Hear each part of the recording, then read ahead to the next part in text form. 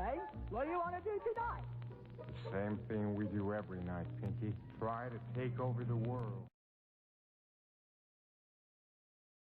Tonight's subject is eschatology. The term eschatology has been in use only since the 19th century, something entirely new. But in the religious world, they're taking the word and throwing it all over the place, each claiming that they know when the end is coming. For the word really means the doctrine of the end of history. But it has nothing to do with secular history, and salvation history has already been brought to its climax and fulfillment. So it's not a thing to do with this world and the stars falling and all these things that people are talking about. So when all these religious leaders get out on the limb and say the signs are on us for the end of the world, that's a lot of nonsense. Has nothing to do with anything about moons and stars and whatnot. It's all about salvation history. And God has already brought that to climax and fulfillment in the story of Jesus Christ. It is in the individual that the great dramatic events in the life of Jesus happen. The story of Jesus is an acted parable, which I can tell you, and you can tell another, in the hope that they will believe it. For the story is to take place in the individual. Everything said of him actually happens in the individual. And when it happens, that is the abrupt cleavage between this world and you can call it the supernatural world of God. There are two ages, and this is one age where men appear in the world, they wax, they wane, they vanish. They are restored to life, and they wax, they wane, they vanish, and seemingly forever, until this salvation history takes place in them. And then they are cast in the central role.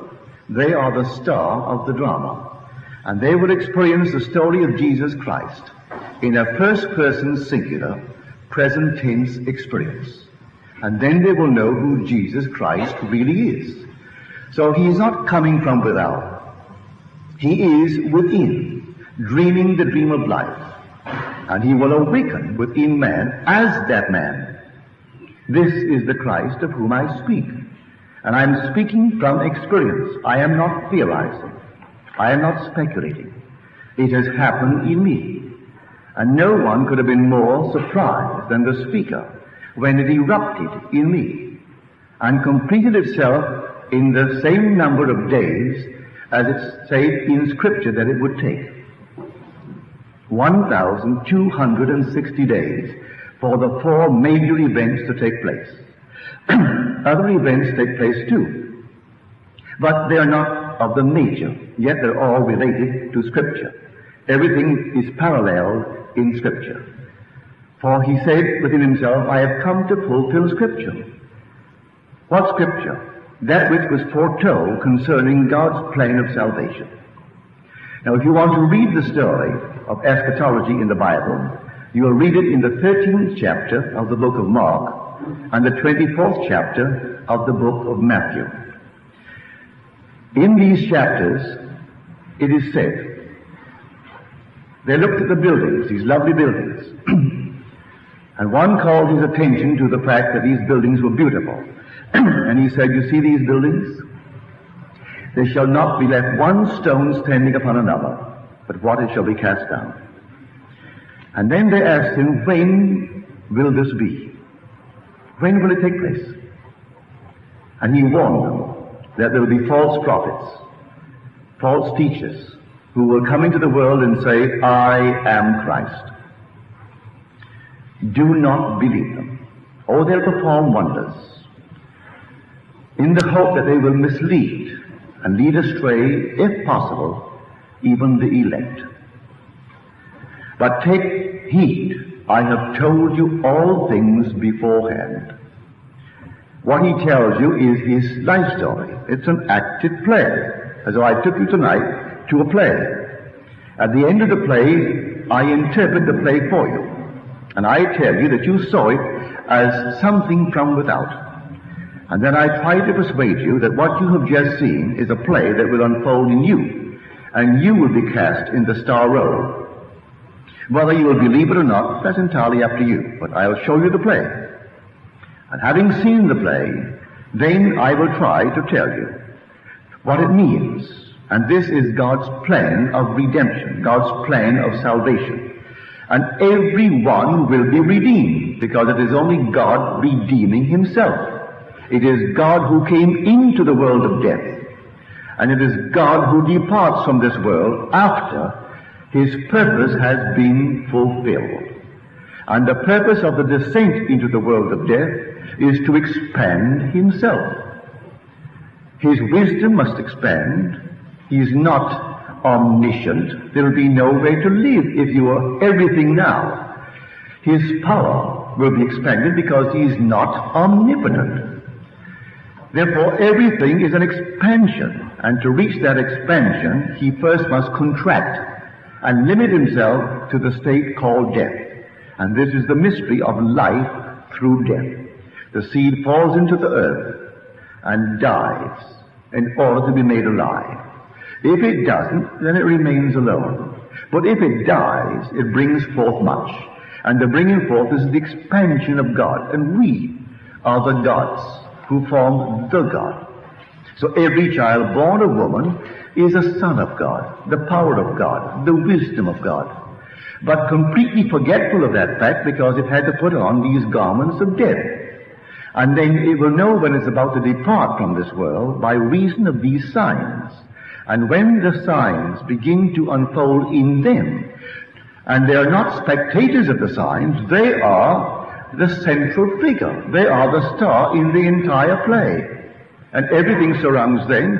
Then they know who Jesus Christ is. So we are warned in the 13th chapter of Mark. If anyone says to you, look, here is Christ, or look, there he is, do not believe it. Because they're pointing to another Christ. If I say, look, there he is, I'm showing you another. There is no other Christ than the Christ in you. God actually became man, that man may become God. So if there is any Christ other than that universal Christ that is crucified and buried within man, that Christ is a false Christ. And false teachers talk about it and tell you of a Christ who is going to come from without, and tell you of another Christ who came 2,000 years ago. The story is an active parable. So when Paul had it erupt within him, these are his words to the Galatians. And scholars are all agreed that his letter to the Galatians is the first New Testament book, written approximately 50 years A.D. They consider that letter the oldest of the New Testament works. And in this he turns to the Galatians. He said, O foolish Galatians, who has bewitched you?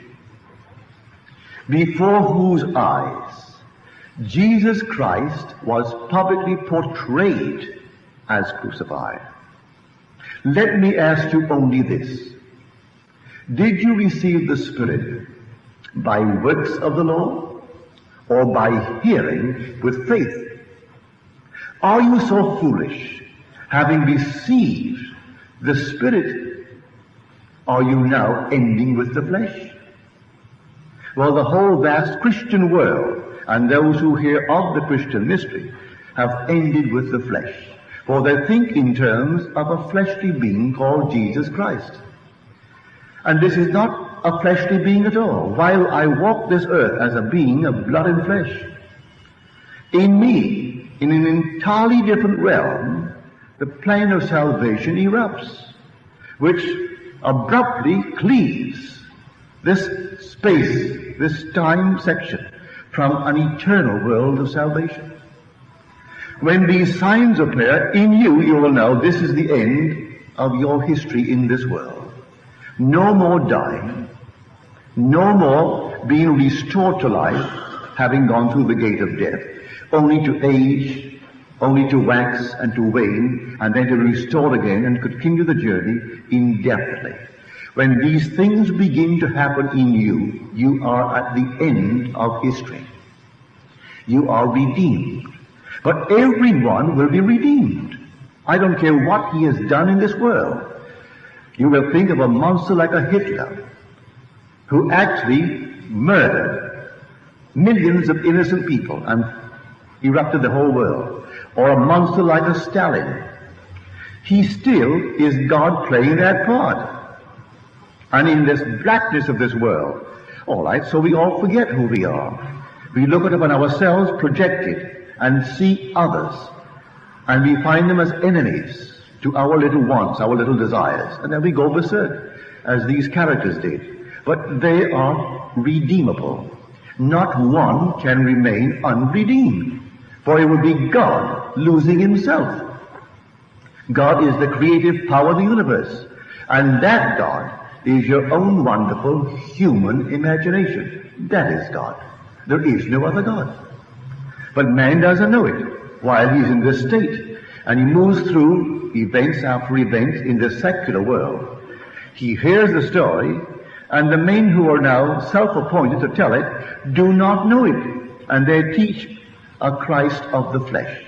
And he tells you, I am born, not of blood, nor of the will of the flesh, nor of the will of man, but of God. This second birth that will take place in you is born in that manner.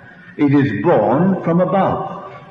When you were actually placed voluntarily, no one placed you in the tomb. No one took your life. You laid it down yourself. You were the God who made the decision. And you and I collectively agreed on this venture for the expansion of ourselves. And we entered death's door, which is simply the human skull. And in that skull we laid down. And there we began to dream, collectively, this great dream of life. We are the gods who came down. And we are the gods who will one day enact the drama of salvation within us. Now, when will it happen? We are told in Scripture, no one knows. No, no one, only the Father. Well, the Father is yourself, but you don't know him as yet. Because when it begins to happen, you will discover you are the Father. You are God the Father.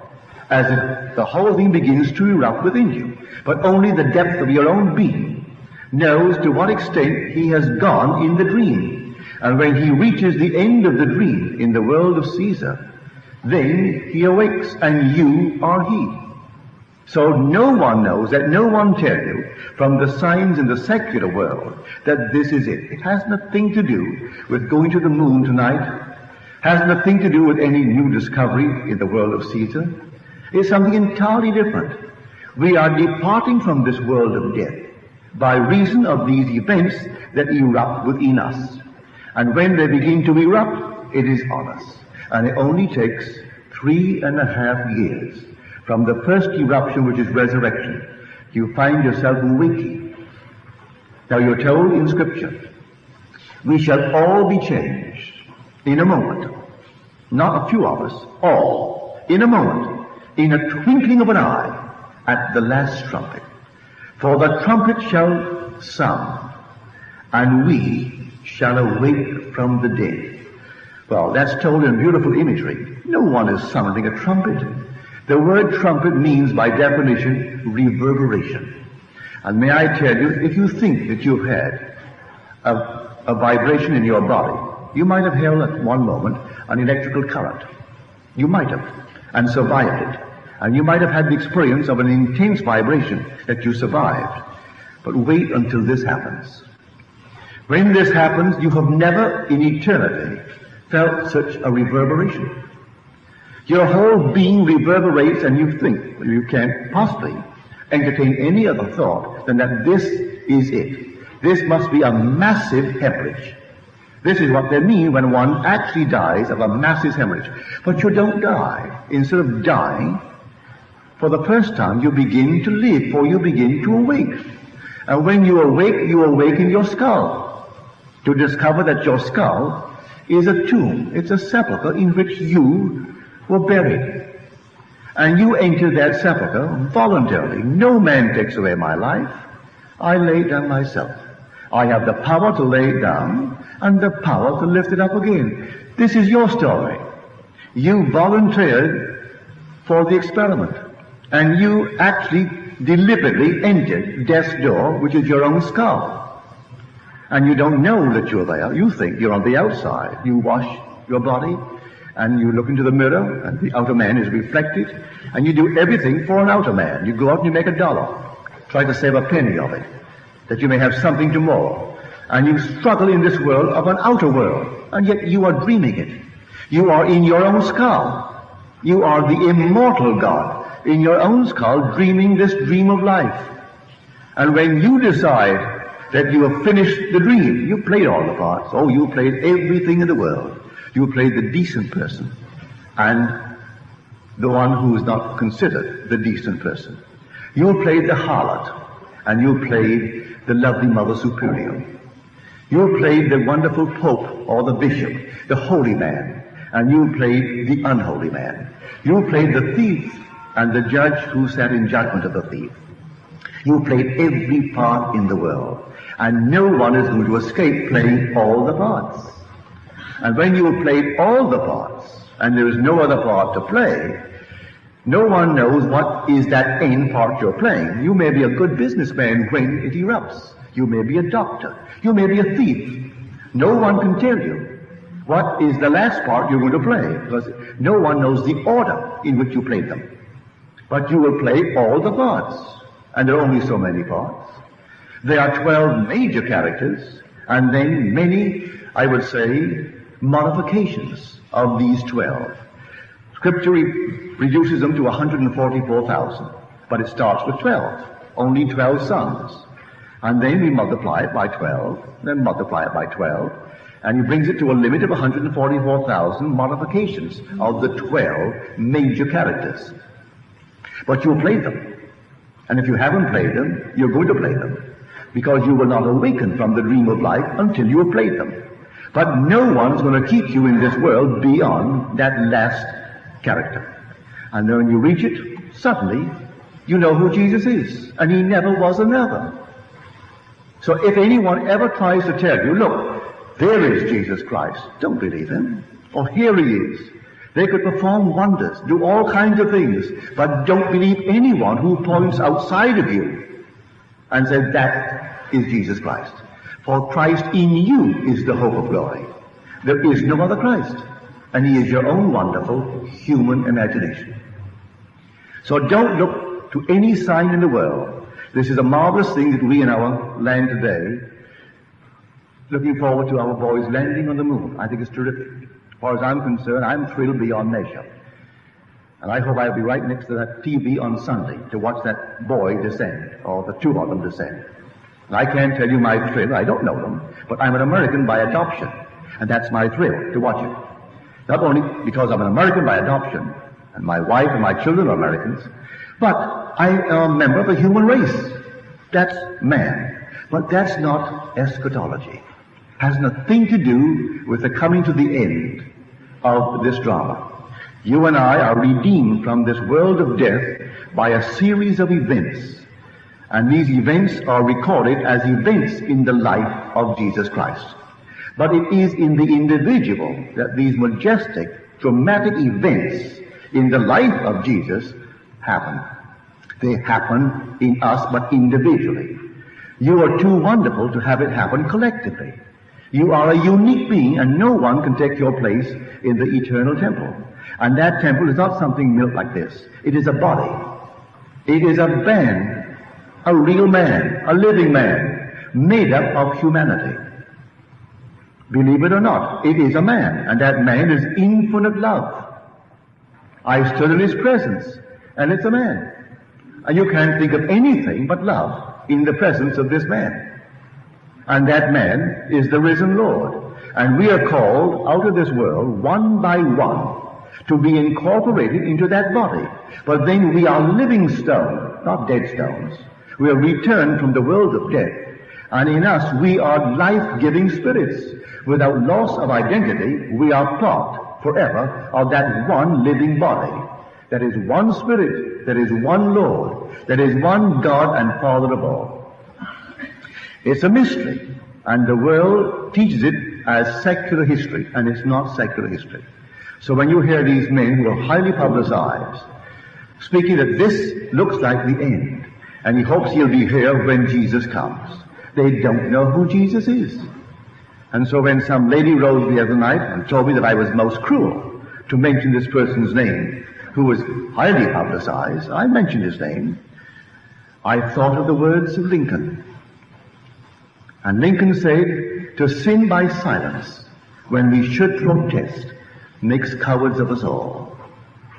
And so he is speaking because he's highly publicized and millions are listening to him and think what he has to say must be true. But he doesn't know the first thing about the mystery of Jesus.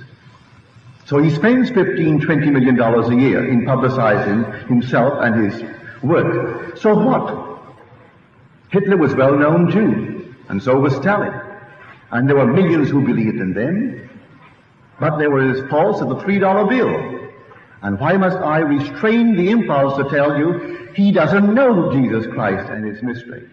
Jesus Christ is an acted parable, just like a play. We have no record in this world. Search as we have searched, we have found no evidence for the historicity of a man called Jesus. And yet it's the truest story ever told. It happens in man. And our evangelists are all unknown. These names are anonymous. Matthew, Mark, Luke, and John. There is no record as to who Matthew, Mark, Luke, and John is, but they related their own experience. When the time had fully come, that which was planned before the world was, began to erupt in men. And by men, I mean generic man, male, female. It began to erupt. And then they knew the mystery of salvation, the mystery of redemption. So I'm telling you what I know from experience. And if you should forget it, read the Gospels. And everything said of Jesus, you're going to experience in a first-person singular, present tense experience. And that is eschatology. That is the end of the journey in this world. You are told in Scripture, you will enter a world that is strange to you, and you will be enslaved for 400 years. At the end you will come out with great possessions, far beyond what you had when you entered. Now that's all an adumbration. That's a foreshadowing in a not altogether conclusive or immediately evident way. So I tell you that story. Well, what does it mean? These are words stated in Scripture as being uttered by the Lord to one called Abraham, the father of the multitudes. So he goes into a land that is not his, a strange land, and he's a stranger in the land, and he's enslaved there for 400 years. What 400 years? You must first understand that in the Hebraic tongue, every letter has a numerical value as well as a symbolic value. Well, 400 is the numerical value of the last letter of the Hebrew alphabet, the letter Tov. There are 22 letters, and then there are 5 finals, which repeats 5 of the original 22. But basically there are 22. The 22nd letter has the numerical value of 400. And the symbolic value of that letter is a cross. And the only cross on which the Lord was ever crucified is this. The human form, that is the cross. And this is a strange world to God. In the sense, it's a world of death, and God is the God of the living. But here was the challenge. Not to pretend that he had died, but to die. Actually coming and take the form of death, which is man. And to go through the gate called death and experience death, and still be restored to life, and to continue and die again, and die again. And then finally, by his predetermined plan, to rise from it all, enriched beyond what he was prior to that, greater power, greater creative power, greater wisdom, greater everything that he had prior to that. So this is the play. And the only Christ is that Christ.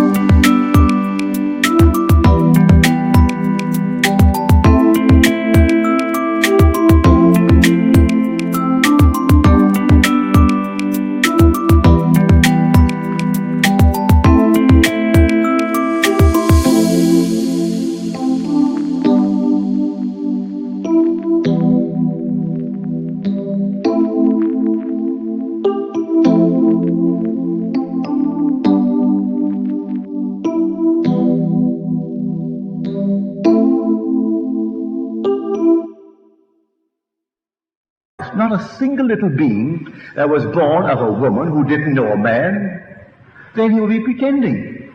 I must take on the weaknesses of the flesh and all the limitations of the flesh. If I came in here and my earthly father didn't know my earthly mother, and that was something entirely different, I can't teach anyone. I haven't experienced it. No, he had to know my mother, and she had to weave in her body a garment that was a body of death, and I had to occupy it. And so I came in just as every child.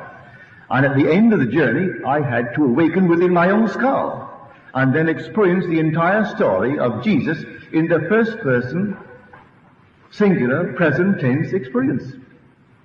So everything said of him, I have experienced. Yet don't let me for one moment tell you that would imply, as I talk to you, that I am Christ, meaning I am other than what you are. I know the mystery of Christ. But don't point to me and say he is Christ, then you'll be a liar. Let no one tell you, there is Christ, or here he is. Don't believe it. For the only Christ that you will ever know, you will know in yourself when you experience the story of Christ. Then you'll know you're he. But you don't talk about it. You don't tell anyone to brag, having them point to you as something different from the universal Christ. No. You are, and one day you will awaken. And when you return at the end of the journey, You and I knew each other before we came down. We were brothers then, and we will be brothers again. And in spite of what we did to each other in our dream here, we are still in love with each other, infinite lovers, as sons of the Most High. And it takes us all, as sons of God, to form God. God is made up of the gods, and we are the gods. We are the sons of God that came down by a definite voluntary decision. We weren't forced into it. We came out. The story is told in a beautiful way in the prodigal son. The first son didn't go out. He had everything, but he didn't know he had it. If tonight I had $1 billion here in the banks of our country, but I didn't know that I had it. Do you know I could die of starvation for want of $1? If I was so given that I wouldn't steal, I could be so hungry, and because I would restrain the impulse to steal, not knowing that I had $1 billion and could buy the whole thing. But if I didn't know it, I could die of starvation. Well, that's what we did. We came down into a world that we owned, and then completely forgot the power that is ours and the wisdom that is ours. And many of us played the part of dying of starvation rather than stealing what we thought we didn't have, when all along we owned it. It was all ours, all for the taking, without any consciousness of stealing. But we played the part of the thief and played the part of everything in this world. So, no matter what a man has done, forgive him. Completely forgive him. I saw in today's New York Times, this survey was just completed, and they brought in their conclusions, these professors back east. Some grant they received from some one of the great foundations. And they investigated 30 ex-convicts who are now in small business back east, confessing that they earn a net of $10,000, $20,000, $30,000 a year. That's their confession. And then they said, you know, they have what all great business leaders need. They didn't go so far as to say great business leaders have it, because they're all a bunch of thieves anyway. That's what the professors are telling you. Without that innate something to steal, there couldn't be chairman of the boards. There couldn't be presidents. There couldn't be this. Now, banks are asking 9.5% for a big loan, a $10 million loan. But that's not enough. They want a piece of the action. They carry no risk in the piece of the action. They're going to get their 9.5% on their $10 million loan. Get it all back. That enormous usury. Plus, they want a piece of the action. In other words, they want to be part of the profits. But they're not going to take any risk. They are not, for one moment, taking any risk. And they are the big giants. Well, I wonder if they taught the mafia or the mafia taught them. But that's the same attitude that the mafia adopts. But now they're singled out as horrors. So may I tell you, forgive every being, for in the end, when you come to the very end, and you see the play, and see this entire thing as a play, you too will say, Father, forgive them. They know not what they do. They don't know it. They're playing it beautifully. They're playing their parts beautifully.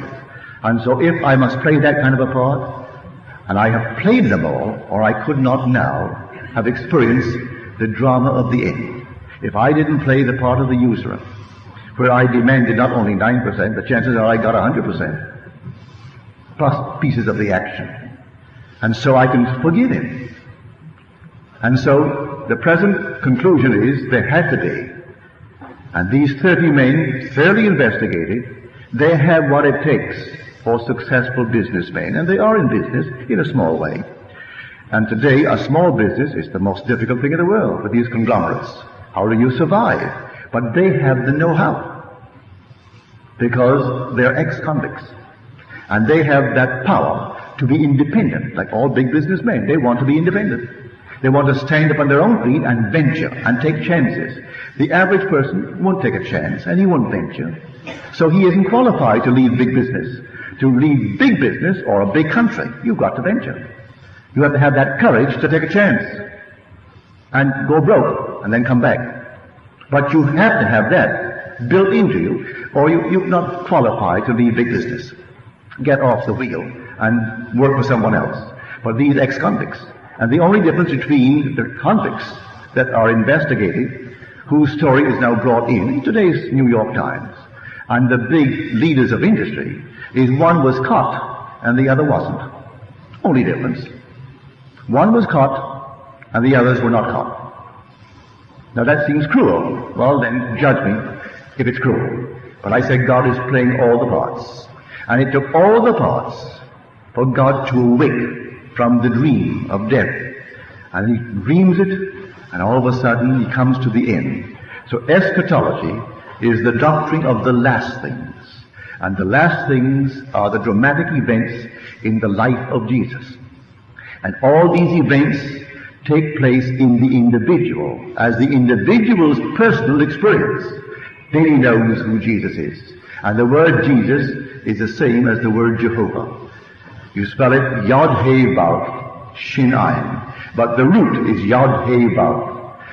Jehovah is spelled Yod-Heh-Vav-He. The unpronounceable name, that sacred name, is the name Jesus. So in the end, you are Jesus, and therefore you are Jehovah, the Lord who created the whole thing. So this is eschatology in the true sense of the word. And let no one mislead you by telling you that they're seeing the stars, signs of the end of the world. No end of the world. This world is going on indefinitely. Not a thing is coming to any end. If you blow it up, man will rebuild it. If we have a nuclear war, you aren't going to destroy this world. It is a cradle to hatch out God. This is a world of educated darkness. And you aren't going to take a schoolroom and improve it to make it a home. This remains a schoolroom, a world of educated darkness. So when we spend billions to make it easier for people, and billions to make people good, forget it. It's going to be an equal balance of good and evil in this world forever. So right in this world, good and evil, and you can't unbalance it. So you make all these good, but then others must come into the world equally evil to balance it. For we ate of the tree of knowledge of good and evil. And that's why we're here. And we had to eat it in order to be here. That we judge in our blindness and do all these things in the world. If the world was all good, and everybody was so altogether sweet, we wouldn't be here. And may I tell you, there'll be no contrast, none whatsoever, and you know from possibly an experience that is not a very pleasant thing. Have you ever been into a society, a group of people who thought themselves so good and so holy? Isn't that boring? Well, I have been among them. I can't conceive of anything more boring than those who think themselves so good and so holy and so sweet. And you wonder, what is it all about? No, give the others that sometimes you have to watch out the side of your eyes. They're more exciting, far more fun in the world. You keep your mind high and dwell on noble things and keep the noble things going, but don't try to rub out the others. It's all part of a school system. We aren't here to make this heaven. Heaven is for the redeemed.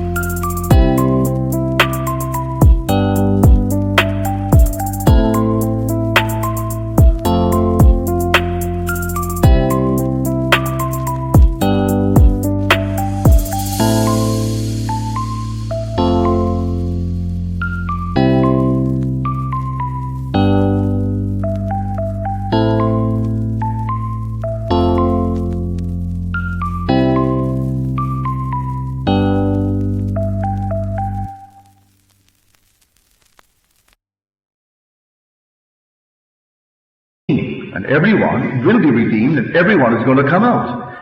And when we come out, we aren't strangers. You take off the mask, and I take off the mask, and I know you. I knew you in eternity, and you knew me in eternity, and we were in love with each other as no one on earth could ever love another, because we were love itself. We were God, and God is all love. So no one on earth could ever love anyone through these masks, comparable to the love we have for each other when the mask comes off. We are the gods that make up the Lord, and the Lord is the embodiment of infinite love. So, when you go home, read the 13th of Mark. That was the first one written, because Mark came first. The Bible is the second book in the New Testament, but chronologically it was the first of the Gospels written. And then read Matthew, the 24th. They're beautifully told. Now, see the buildings, he said? They'll all fall. Not one stone will be left standing upon the other. Beautiful imagery.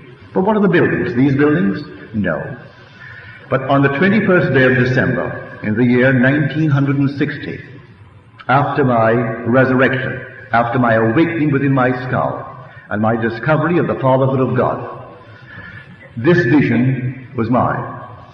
I saw all the buildings, beautiful buildings, tall buildings, and I knew before one fell, I knew that one is going down. Before my eyes, the whole thing fell right to the ground, not leaving one stone upon the other. Then I knew that's going next, that's going next. And I saw everything fall in my imagination, in my vision. And everything fell, leaving not one stone upon the other. It's imagery, beautiful imagery. Well, what were the buildings? What did they signify? The beliefs by which I lived.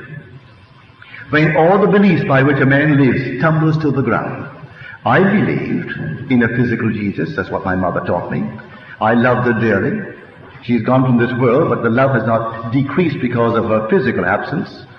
I think of Mother daily. I can't conceive of a day that she doesn't enter my mind in the same loving way that she did when she was here in the flesh.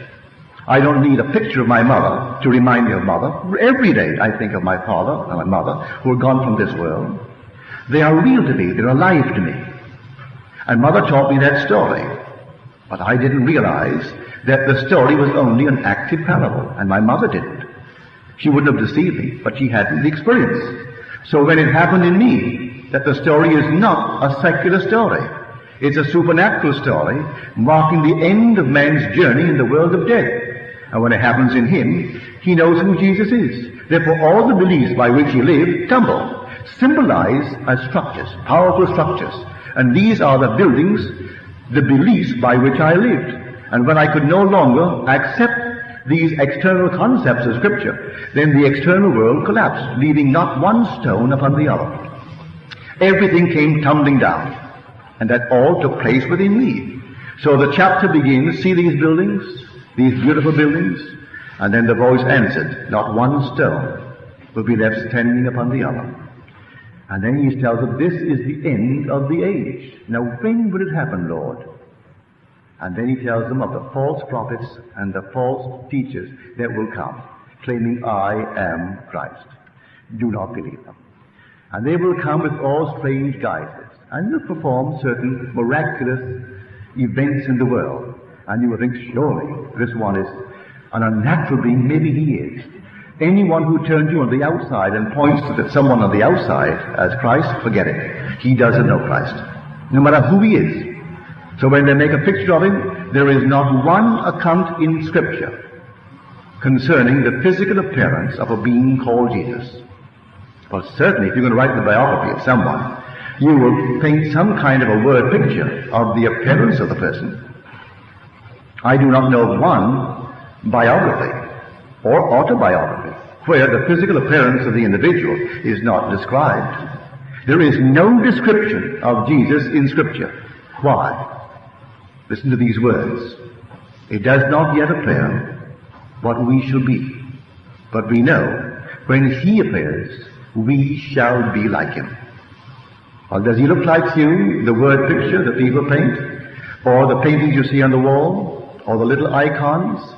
And if you are honest with yourself, you will say, no. Well, then that's not he. If it's not just like you, that is not Christ. It is you that is Christ, and there is no other Christ. That is the great story of Scripture. So when you find him, you're going to find yourself. And it will be the Son of God who will reveal you as God the Father. He will stand before you, and you will know him to be your son, and he will know that you are his father. And when you see him, and you go back into Scripture and find the true Son of God, that is the personification of all the generations of men and all the experiences of men. And when that one being stands before you who represents all the generations and all the experiences of men, and you brought him forth because you went through all the generations and all the experiences of men, and then as a result of that adventure, he stands before you, and he calls you Father. And you know you're his Father. He is the result of your journey. And so when you know it, well then, you're God the Father. But no one can tell you and convince you that you are. You have to experience it. So I'm telling you of the signs that will come. And you will accept them, because you can't possibly deny them. There they are. Meanwhile, let them go forward and teach their false doctrines about the coming of Jesus. And all point to some sign of the heavens, saying this is the time for him to come. No one knows, you're told, only the Father. And where is the Father? Call no man on earth Father. Why? Because you have but one Father, and he is in heaven, and the kingdom of heaven is within you. That's where he is. Call no man on earth Father. You have but one Father, and he is in heaven, and the kingdom of heaven is within you. Haven't you read the words? Yet all these people, these false teachers, insist on you calling them Father. How do they get away with it? They want to be called Father, and yet they tell you they are celibates. Celibates, and they are Father. Well, it doesn't go down with me. But you see, I can speak boldly because I can speak with authority. Because my authority is based upon experience. I have experienced the mystery of Christ. And so I am not theorizing. I am not speculating. So when someone challenges my right to say, well, go on and challenge it. You're only listening to a false doctrine when you point to some Jesus as a being of flesh. He is born not of the flesh. It's an entirely different birth. It's a supernatural birth. Your return to heaven can only be accomplished by birth from above, as told us in Scripture. Except ye be born from above, you cannot enter the kingdom of heaven. It's impossible to return wearing a garment of flesh and blood. And so you're wearing garments of flesh and blood here from the time that you enter it until the time you depart. You depart tonight through the gate called death, you are dead. No one dies. At the very moment they call you dead, you are restored to life, in a garment just like the other one, only young. Not an infant, about 20 years of age. Nothing missing, no teeth missing, no hair missing, no eyes missing. Perfectly restored. Young and wholesome and healthy, filled with fire. And you too want to express yourself in the sexual world as you do here. You marry there too, just as you marry here. And you get old there too. And you go to the inn and you die there too, to find yourself restored once more to a young body, just like the other one, only young and beautiful. And you go on again through all the struggles, playing all the parts, until the time of the end. And when the time of the end comes, these eternal stories unfold within you. So there's no speculation about this. Sacred history has already reached its climax and its fulfillment. It's not being changed. Things here are being changed, but not sacred history. That's all done. And you will one day experience this sacred history. And you will know exactly who you are, and you are God the Father. Now, I will not take back one word I've told you, because I know what I'm talking about. Didn't read it in the book. I'm like Paul. He said, no one taught it to me. Never heard it from another. But it came through a revelation of Jesus Christ. That's what he said. He was the very one who went out to destroy the entire concept. But that it happened in him. And then he understood it was not the external worship of law, the rituals and all the things that the churches of the world do. Had not a thing to do with that. For you can't earn it. There's no acquiring merit to get into the kingdom. Just wait for that moment in time. So he tells you, set your hope fully upon the grace that is coming to you at the revelation of Jesus Christ. For this is the hope that actually makes it wisdom to accept the burdens of this long, dark night of time. So it seems a long night. Yes, it is a long night. A dark night, yes. I am enslaved for my 400 years. My 400 being just as long as I wear the cross. But I am promised that at the end of the 400, meaning the end of the wearing of the cross, I will come out with enormous possessions, far, far greater than what I possessed when I ventured and volunteered to enter the world of death. And everyone is going to come out. Not one can fail when you return as the Lord, see that you're the groom. Now, are there any questions, please? If we have played a good number of these parts as you suggested, why cannot we recall them back to mind? I recall many, so I would not say that we can't. The fact that one cannot recall them, does that signify that he hasn't played them? I wouldn't say that. No, I would not say that at all.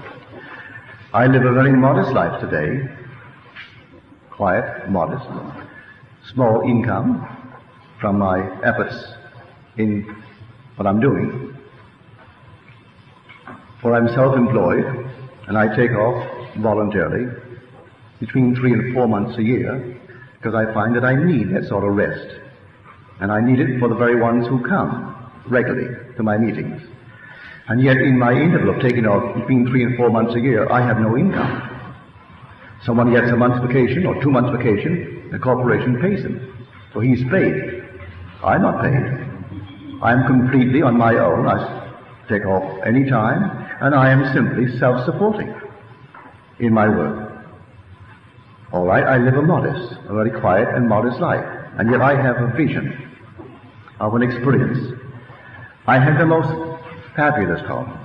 I can see it now. Beautifully furnished. Everything in it was a museum piece, and yet functional. It was not there just for appearance's sake. It was functional. A full complement of servants. I can see my gardens. I can see all the gardeners that I had. I can see my secretary and his assistant. I can see the chefs. They all loved me dearly. I was a bachelor. I can see it vividly. And I return in my imagination. See, all these things are always taking place. So I returned in my imagination to this, and all of them greeted me so beautifully. And they all said, the Lord is back. Not meaning God, for they call me by the title called Lord. Just as you speak of people here in the world, Lord so-and-so. Well, to them I was their master, their Lord. Not in the sense of being God, just simply a man with a title called Lord. And they all greeted me beautifully in this return, but I can see the fabulous wealth that I possessed. And it was decadent. I didn't grow with all my wealth. I simply could indulge myself, and no matter what I wanted, I could grant it, because I had it. And then I recall deliberately walking out of that place and not returning. I walked out completely and left it all behind me. And yet I had everything that money could buy, and I bought only the best. My home was beautifully furnished. Everything in it was a museum piece. And my servants were beautifully trained. They were not just servants. They were of the highest. My secretary, everyone, my butler, they were gentlemen in their own sphere. Yet they were my servants. And I had a full complement of servants in my home and a full in my gardens. And I walked out never to return. So I have a vivid memory in this world of Caesar of having fabulous wealth. Then I came back in this time. I came here in a world of poverty. A father who bore and raised 10 children. There were 12, but 2 died at birth. And so we were a family always of 13 because my grandmother lived with us. And he had little. And so I came into that environment. I needed that environment. And that was the last environment in which I play the part before departing this world to return to my brothers. And I'll return like the prodigal son, to find that I am enhanced beyond my wildest dream by reason of the venture. Not all the sons came up, by the way. The first son didn't come, meaning he represents those who did not volunteer. Therefore he remains unaware of his wealth. The second one volunteered and took a chance of remaining permanently in a world of death. But if he didn't, and he survived and could get back, he would be enhanced beyond the wildest dream of any. And those who did not come out do not share that power. He is then used on a higher level of creativity. So I have a vivid, I can see it so clearly in my mind's eye. And yet today, in this world, I live a very normal, modest life. Fortunately for me, my wife goes along with it. She makes no excessive demands on my purse. In fact, I don't have any, I give it to her. So if I have anything, she knows it, but I don't. So she has everything, so I can't really run away. When I leave home, I said, now, may I have $2? Can't go very far. Get no taxi. You can't go more than a few blocks on $2. So I really can't run. Let me have $2 in the event that I want to get back home. So she gives me $2. Are there any questions, please? Yes, sir. I understand. Can we play many roles in one lifetime, depending on the extent of our own handmaking? Or are we destined for one role only? No. The question is, can we play many roles in the one span of life here? Why, certainly we play many roles. The same identity, like the same actor playing Hamlet that plays Richard, that plays something else, but the same actor. Well, I was a dancer for 11 years. Prior to that, I worked for J.C. Penney for the large amount of $20 a week. And then they fired me. I said, what have I done? Nothing. Business is slow. So, business is slow. I said, what am I going to do for money next week when rent is due? So that's not my problem. So, when I continued the argument, he said, well, now, I can see he doesn't understand the facts of life, so when you're 20, you're full of courage and do all kinds of things. I was then 17. So he gave me a letter. He was trained up at Macy's and said he doesn't understand America's rules, so give him a job if we have one. So I was getting, I think, 22 at J.C. Penney, and they employed me, and they gave me 20. At least I had a job then, 20. And I figured I will not work for anyone again. I'm going to stick this out just as long as I can, and I'm going to quit. This time, I am going to quit. They aren't going to fire me. I'll never be fired again. So I worked there for a year and 6 months, and then I gave them notice. They said, why? I said, I'm just going to quit. There's no reason, no excuse, I'm quitting. And then from then on, I worked for myself. So I would come in under the heading of these ex-cons. They refused to work for another. They had it all within themselves, and they wanted freedom and independence. All the qualities that they say big business leaders need and have. So you play all parts. I was a dancer. I run an elevator for Macy's, a bus boy putting things in the bin and I saw all the little tricks of the trade. I saw how they operated, because as a bus boy, you see things. And some lady came in one day and she wanted lily white honey. And that was 10 cents more than the Red Star honey. And so, unfortunately, I didn't have lily white honey on display. I should have kept the bin filled, but I didn't have it. So the salesman who took the order came back and said, the lady outside, and she can't have any honey but lily white honey. And you didn't do your job by keeping the bin filled. And so get one up quickly. Well, the lily white honey and the Red Star honey was the same honey, brought unmarked by the carloads. And the girls rolled in the lily white and charged 10 cents more, and rolled in the Red Star and charged 10 cents less. So it took off one Red Star and rolled into the lily white, and she was satisfied. So she paid 10 cents more for it. And that's how business operates. There are some ladies who cannot buy a decent coffee because they do not have in themselves the innate knowledge of taste. Their taste buds are gone. So if they go into a store, they must read the price tag. Someone once told a story. If you went into Selfridge in England, and you took all the tags and changed them, and took a piece of cut glass, and put on it the price of a great diamond, and then put that price of the cut glass on the diamond, the average person not understanding jewelry, having no knowledge at all, would buy it based upon the tag. They'll buy a piece of cut glass and pay the price of a great diamond, because they do not know values. They can only see tags. And business operates upon that business. They'll buy a bag of coffee and cut it in half. And this one is 15 cents a pound more than this one, because someone wants to pay more. You go into a resort and you get a hotel, and there are certain people who will not go to a hotel unless they feel themselves above the hoi polloi, who cannot afford $100 a day. They can afford $100 a day, so they go to these places. And in the little island of Barbados, we supply them all. So they get no better meat than the place that charges $10 a day.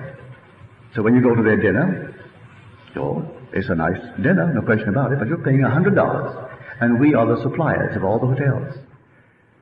We get no more from one or the other, but we know some people operate that way. They can't stand mingling with those who think themselves, they must be below, and they're quite willing to pay for it. And people, knowing that weakness in the human heart, they cater to it. I saw them in Barbados come down from L.A., and they come down with all their black glasses on and their incognito. And no one in Barbados knew them anyway. Didn't have to come incognito. But they saw to it, before the day was out, that you knew who they really were. They couldn't stand being not known. They came down with all their big black glasses and all these things, hiding under these things. But don't tell me you don't know who I am. I'll take it all off and then spell my name out for you. You must know me. And then, of course, it comes out in the paper. Who do you think is here? And the average person reading the paper never heard of her anyway. No, my dear, earth does not terminate at the point where my senses cease to register it. When a friend dies tonight, and the world calls him gone from this world, and he's cremated, he turned to dust, we think, well, now he's gone. No, the world is just like this. It's terrestrial, solidly real, and the body that he will wear is flesh and blood. You cut him and he'll bleed. And he has pain there, and he has pain here. It's the identical life that he's living here. Only he hasn't gone the journey. What's 70. That's not long enough. We spend thousands of years in the journey. 400 was only the symbolic figure of the cross, but it's certainly not 400 years. Thousands of years we have walked this earth, and this earth appears in sections of time. And so when I depart, not now, for now I'm leaving it permanently, but those I love who will depart, and those I love who have departed, are restored to life in bodies of flesh and blood. And they're real, may I tell you, solid. And they go through the struggles, just as they do here. And there is business there, as here, and there are doctors, dentists, all things there, and we grow old and decay there too, and die. It's earth, sir, it's earth. This earth is fabulous. It's not just a photograph from the moon, as we see it, a section in time. That section in time only represents that little moment in time. But this earth is fabulous. And they're all taking place here now. This earth, the millions who have died, and the billions who have and will, are on earth. It's this earth. But a different section of time. For instance, tonight's dinner is still taking place. It seems crazy. We think that's gone. Hasn't gone. It's taking place.